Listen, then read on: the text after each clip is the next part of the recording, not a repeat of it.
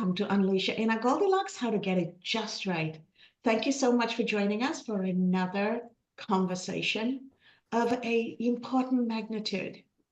As we get the new year started and as we get 2025 going, it is very important for us to take a step back and think about the two things that are going to shape our future, our collective human future: democratizing education and democratizing technology, and combining the two for helping prepare the world is going to be the key. And as we do that, we need to make sure that we are planning and preparing and coordinating in a way that we get our children and our teachers set on the right path so that we get our collective future just right.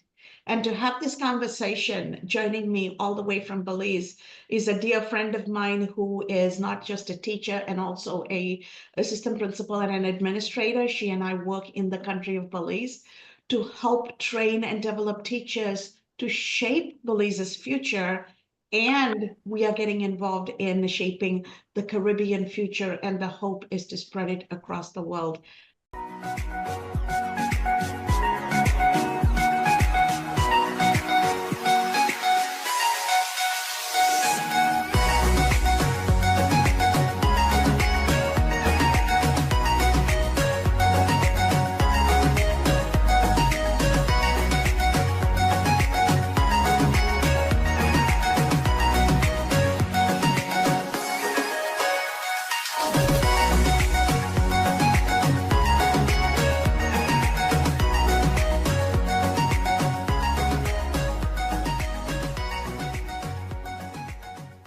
Deborah, welcome. Welcome to Unleash Your Inner Goldilocks. Thank you. Thank you so much, Dr. Kas. It's an honor to be here. Growing up in Belize and in the Caribbean, a part of the Caribbean, I was always aware of the incredible potential of our people and the role that education plays. Thank you. I'm so excited to have this conversation. And I want us to start with some of the work I'm already doing with the teachers in the community, teaching them on the importance of communication, the importance of listening to understand, the importance of taking perspective and meeting others where they are, including other teachers, the parents, and the students, and how that is actually going to allow us to build a better way of learning instead of just teaching students for the test. Talk to me a little bit about how you are seeing everybody use that training and how is that enhancing the educational experience for the teachers and the parents and students. It was such a pleasure to be a part of that program, as it has changed my mindset in terms of active listening and really being present.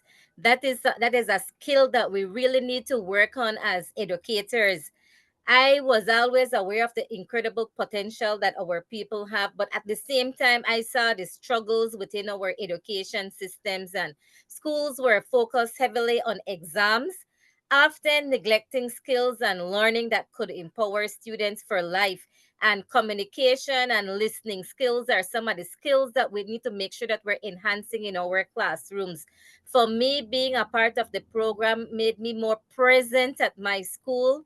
Some teachers that were involved that works at my school, Miss Marie Fernandez and Miss Gloria Jones, and I noticed that they have enhanced their skills in ensuring that we're using what we learned about communication and active listening.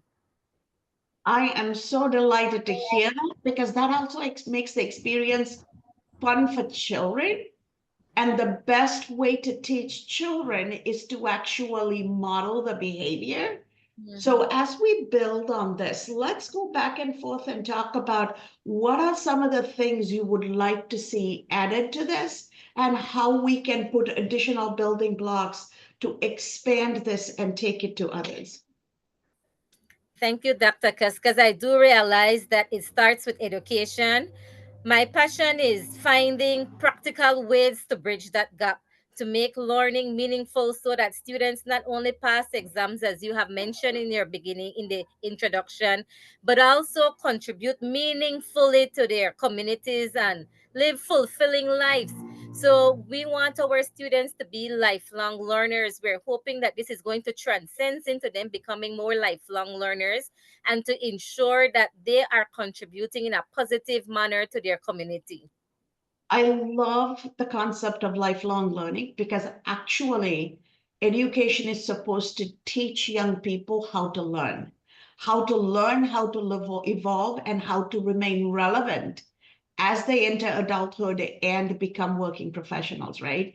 So if we just teach them to the test, we're not giving them those skills. Mhm, They think everything in life has answers, but in reality, everything in life is about choices. And with mhm, those choices come consequences. Every choice has positive and negative consequence. There are no choices with only positive consequence. So how do we help people think and realize when I make this choice, here are the positives that can come out of it, but here are all the negatives I need to anticipate. And then how do I build for it? How do I become resilient to deal with it? And how do I build a community around me to support me, to help me navigate through it?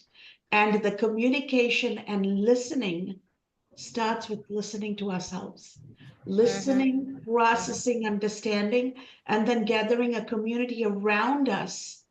And that is a mission critical human capability that we need for life itself. Nobody, nowhere in the world are schools teaching.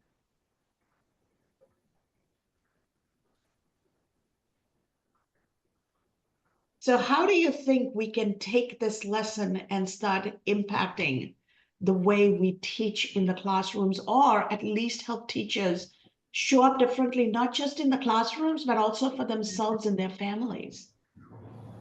I believe, Dr. Cass, that it all goes around, for me and for many that I know, quality education is about more than the textbooks and test scores. It's about relevance. So one of the first steps that we need to make is to ensure that teachers are teaching for relevance. It's about engaging students in a way that helps them see that the value of their education goes beyond the classroom walls. For example, quality education includes teaching life skills like financial literacy, critical thinking, and problem solving. It also means that we need to ensure, we as administrators need to ensure that we're embracing diverse learning styles. We need to learn whether students learn better through hands on activities, group discussions, or creative expression. Equally important, quality education must be accessible to everyone. And across our country, we have talented students whose potential is untapped simply because they don't have access to the resources or opportunities that they need. So, what we need to do as educators is to make sure that every child has a fair chance to succeed, regardless of where they come from. And that is such an important point you're making, Deborah. Education becomes the great leveler, right? I look at myself. Yes, I was born into an affluent family. Mom was a professor, dad was a banker. But I also grew up in the middle of a genocidal war. I had to leave home at 16, be in foreign countries, figure out how to raise my siblings, how to raise myself. And what helped me get to where I am today is the education and the wherewithal, the intelligence that is social, emotional, so Mhm, that I can navigate the world and show up in a way that I can serve my purpose and in the process bring my purpose as a gift to the world. And a lot of times we're not teaching children how to do this, and mhm, teachers themselves don't know how to do this because we mhm, can't give what we don't have. So, which is why I always say we need to start with teachers and parents, because if teachers and parents start modeling, children organically learn because they learn from what they see and what they experience, not from what they're told. never from what they're told. Mhm. Yes, I agree totally with what you have said, Dr. Cass, because practical learning is transformative. It's about connecting theory to real life applications. And when our teachers are able to make our students see how their lessons apply to the real world around them, it motivates them and makes the learning stick. Sustainability, for example, we're teaching students about environmental science is one thing, but involving them on hands-on projects like creating a school garden or learning about renewable energy system gives them a tangible sense of what sustainability looks like in action.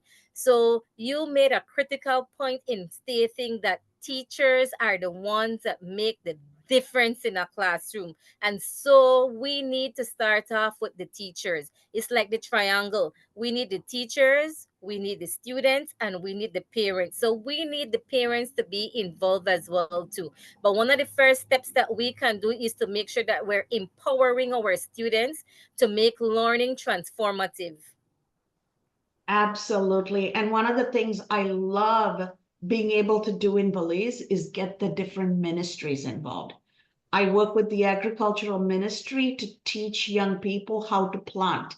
And when you plant, you're learning about organic ways to grow, not to put toxic things into the soil and in the plants. And then how do you turn the growing of the food into health and understanding health as wealth? The excess food you have, how do you convert that into a business? Just for example, if one child is growing 10 tomato plants and another child is growing 10 cucumber plants, what if you exchange? And then I also have them start thinking about how do you budget your family's expense and how much to the bottom line are you contributing by producing the vegetables? So now we're teaching finance, we're teaching them business, we're teaching them how to manage a household. And then I also work with the environmental ministry to teach them the importance of saving all the plastic. And then how do we recycle and create toys and Christmas ornaments so that you don't need to go and buy all of these? You can make themselves, and anything extra that you have, you can take it to the market and sell. Once again, every opportunity is to become self-sufficient, self-reliant, socially and environmentally responsible, and then build an entrepreneurial mindset so that your economic engine can be driven by what is around you. And these are things I would love to start seeing taking into all the schools, making them into programs. How do you think we can make that happen? I believe that through training, Dr. Cass, because education is the foundation for personal growth, societal progress, and economic development, as you have mentioned. But we need to, through training, we would be able to empower individuals with the knowledge, the skills, and values needed to navigate life and to make more informed decisions. And what a better way than to have the teachers themselves being trained in these areas, because the teachers will be able to contribute meaningfully to their communities, which is going to go to the students. And it's not only the students, it's going to go beyond that, because the students will go home and speak with their parents about financial literacy. Education fosters critical thinking, creativity, and empathy, as you had mentioned in your introduction, equipping learners to face challenges and to seize the opportunities. So I believe that this can only be done through training, and training the people that need to be trained, which would be the teachers, the leaders, so that they can pass it on to the students. The students will pass it on to the parents, and eventually an entire community will be trained. Mhm. My hope, Deborah, is we start in Belize because that is my adopted home. But then whatever we do in a quarterly basis through workshops, spread it not only across Belize, but make Belize a hub to bring teachers and parents and run camps during the summer so that we can spread it across the rest of the Caribbean and then take it to other developing nations. Because we have to start somewhere. And Mhm. I can see the opportunity. I can truly see the opportunity in doing this in a way that we have a regular quarterly workshops. And through the workshops, we create workbooks and methodologies, but keep it fun. Teachers and children will learn and integrate it into the classroom if it is fun. And too many times people don't like math because it's difficult and they can't relate to anything.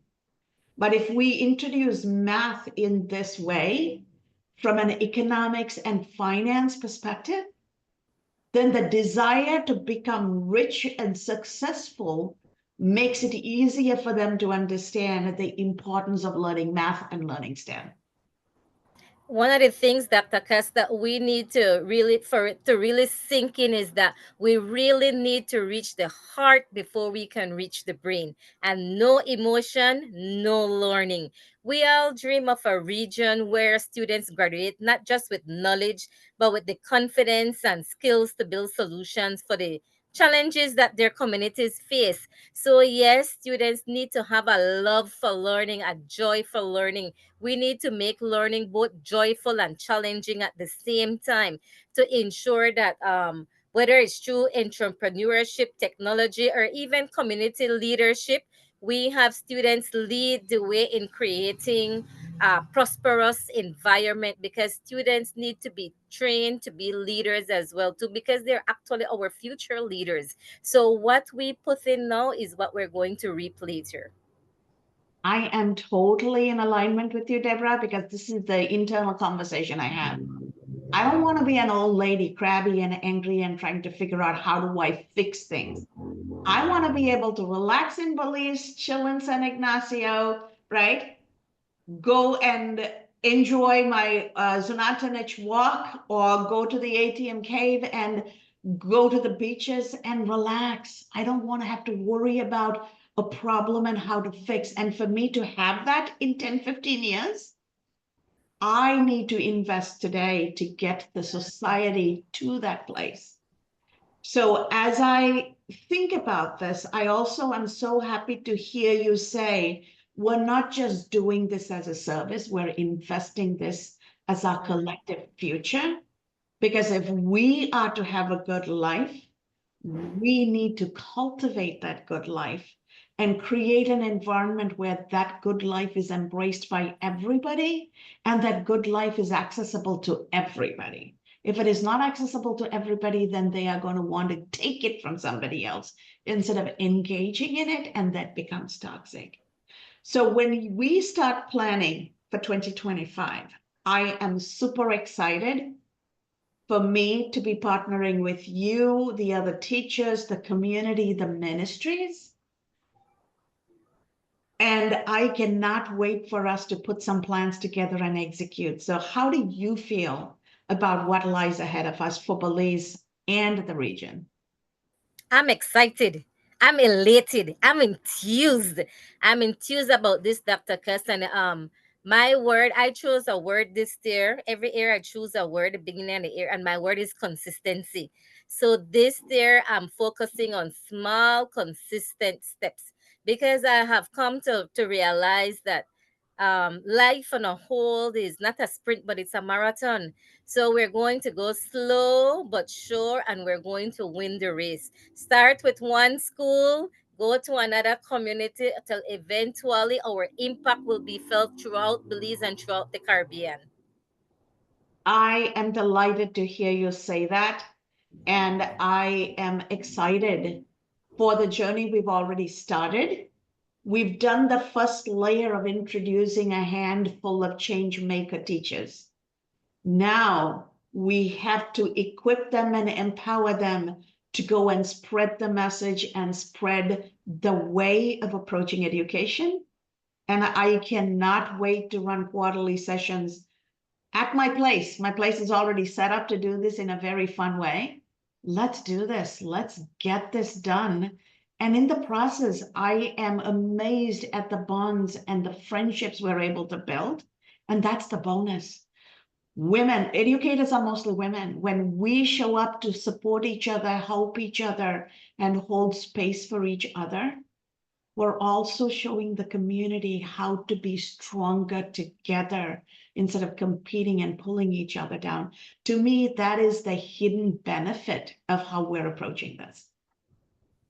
We have something at my school that we say the Olympic mentality, which is thought plus action equal results. So we have thought about this. Now we need to put it into action so that we get the desired results.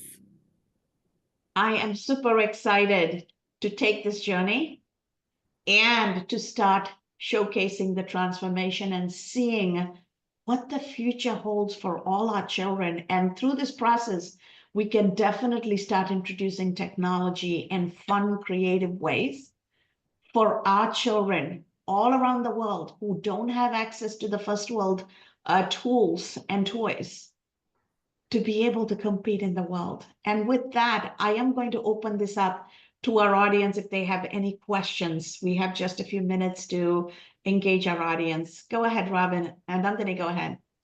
Hi, thank you. I'm curious what about two changes that perhaps you've made in the way you interact with your teachers since starting this whole process.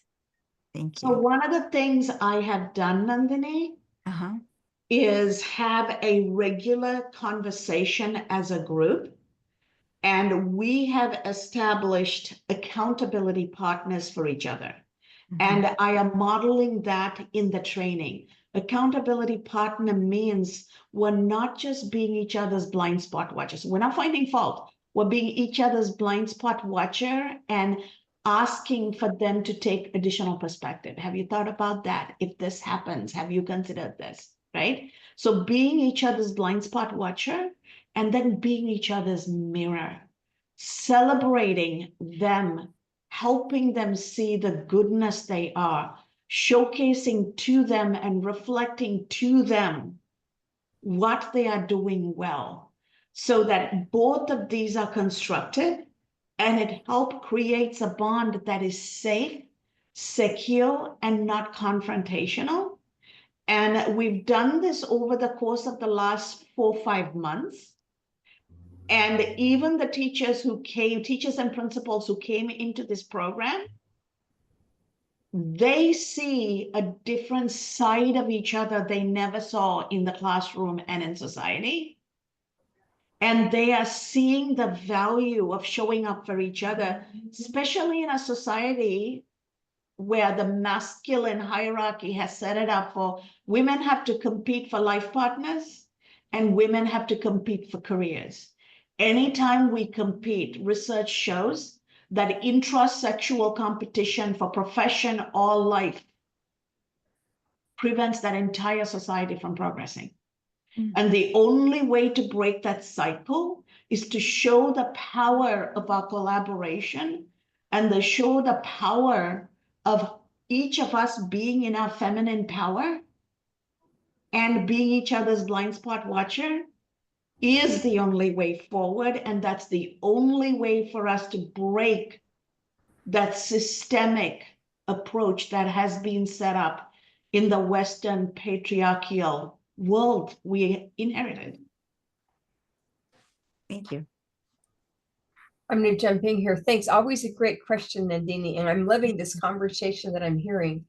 And I'm wondering, what do you do to help your teachers and then transfer that down to the students to,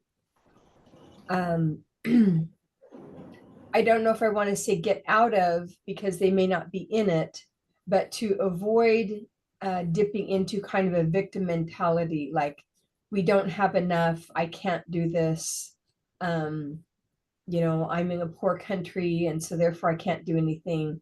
How do you help people see that regardless of the external circumstances, that by adopting what I like to call durable optimism, durable, you see the challenges, optimism, we can figure things out to help improve even in just a little bit.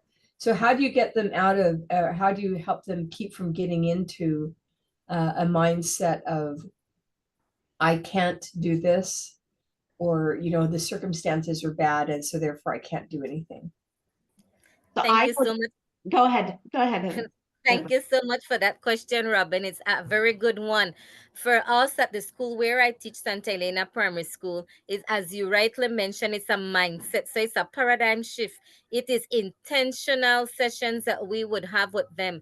One of our sessions focus around the inner circle and outer circle, because quite often we tend to focus our energy on things that we cannot change. Like we don't have the resources. Yes, we would love to have more resources. Sometimes we don't have parental involvement as we would want to. But what are the things that we have? We have the students in front of us, and we're in a profession that we get to change lives. So we focus a lot on working on our inner circle and working with the things that we have. Yes, while we would love to have more, our sessions are catered so that the students, the parents, or the teachers can see that what we have is enough. It is sufficient to make learning joyful and challenging.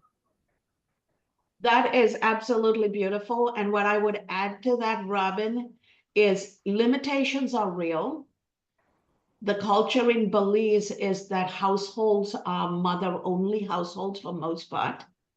So the mother has to work, mother has to provide, and she has to take care of her kids. There is no male support. So time is a rare commodity, money is a rare commodity, and these women are not just parents, they're also the teachers. So people like me who are part of the community, who are outside of the school system, we too have a responsibility. The reason I started getting engaged is if I want to see the teachers show up differently to build a better future, then I need to show up for the teachers. I need to show up for the parents, right? And so this is not just a teacher's responsibility. This is a collective social responsibility because these children are our society's future.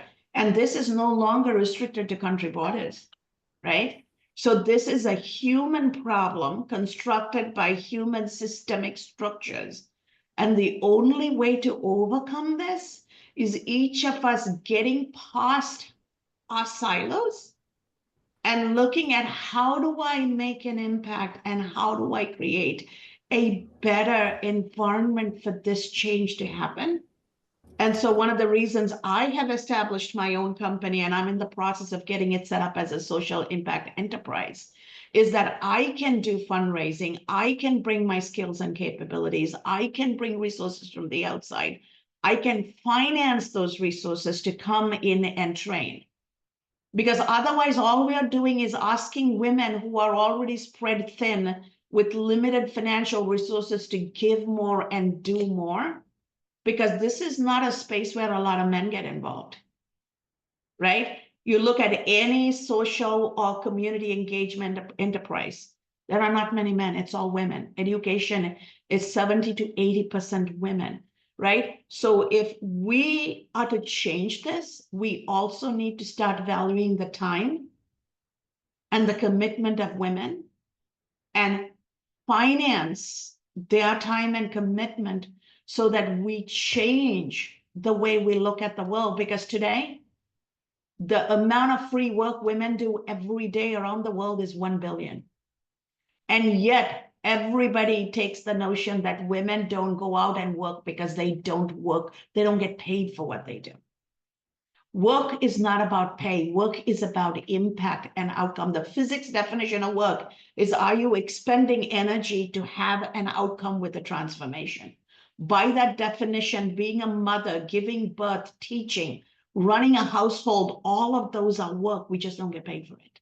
We're caregivers. We don't get paid for it. The only way to change the paradigm is empower the women, support them, and show up for them. And how do we in the community as business people and others who are not teachers in the classroom, how do we show up and strengthen the teachers, strengthen the mothers? And then as a community, how we make that happen? And I would say as a professor in the classroom, we need to take this all the way across to the universities as well. And on that note, Robin, I know you are going to be coming to Belize in February. We are excited for the contribution that you're going to make, and we're going to do everything in our power to raise some money to cover your costs, because the same way teachers are not getting paid, we want to make sure we can house you, we can feed you, but we also need to figure out a way to pay for your flight, right? So we're going to do a fundraiser to do that too. That's awesome. I'm so excited to come down. I've been looking forward to this for a very long time. And yeah, I definitely have, you know, not only my life experience, but my education. And my, as you can see by my T-shirt, my BYU MBA, but also my master's in applied positive psychology, where we absolutely focus on the internal things that individuals, and then also looking at organizations. What is the structure of organizations that impact how people are able to accomplish and make positive change in the world? So yeah, I'm very, very excited to come down there. And Cass and I have been thinking about this for a very, very long time. So I'm really excited to be there. Thank you, Robin. And Deborah, this has been an amazing conversation. I've had an amazing journey. We met at a coffee shop almost 2 years ago, and we've come a long way from a casual meet. And I cannot wait to partner with you, with EduBalance, with the educators and the community in Belize. And I fully understand the power and the political hierarchy and the educational ministry are very different in their mindsets to us. And so how do we bring about this change without disrupting the power? And that is part of the trick. Yes, it is, Dr. Kas, because as you rightly mentioned, not everybody in the higher ups, their mentality and thinking align with ours in terms of what we want to bring to our teachers and what we want to bring to the classroom. But consistency is very key. I cannot overemphasize that. The energy, the enthusiasm that we bring starting off with a small group is eventually going to ripple and triple into other classrooms and into other communities. I totally agree. And I am so glad we had this conversation as we kick off 2025. Education is near and dear to me. This is why I continue to teach in spite of being a finance executive, because education is the way we invest in our future. And while I live and work in the United States, I also have a home and live in Belize. So Belize is my adopted home. And I am super excited to start my gardening and my cultivation of change in Belize and take it across all the way across the Caribbean, and maybe even take it to the developing world in Latin America and Africa. So thank you for joining me in this journey. And Robin, I am super excited for you taking the leap of faith and coming to Belize to help me in certain aspects of this program, and to our audience out there. You know, rule number one is all we need to do to bring about positive change is be the soul of the place wherever we stand. We don't need to go anywhere. Wherever we stand, if we can be the soul of that space, we can be the change. So look for little ways, look for little impactful ways to be the change, make change fun, make change accessible, and make change collaborative. And that is when it becomes contagious. And that is when it can take a life of its own. Because just like a butterfly, when the caterpillar goes through transformation and tries to get out of the cocoon, it has to stretch itself and go through immense pain. If somebody helps break the cocoon and get the butterfly out, the wings are not strong enough for the butterfly to survive. It will die. The whole process of transformation is to go through that pain, to build the resiliency and the sustainability to come out with the wings to be able to fly and live the life the butterfly was meant to be. So our goal is not to take away the impediments, but give the tools to break through the impediments, build resiliency, and come out strong, so that every child, every mother, every person has the resiliency and the mindset to live the life they need to live, and collectively the society needs to see, not just in one country, in our entire world.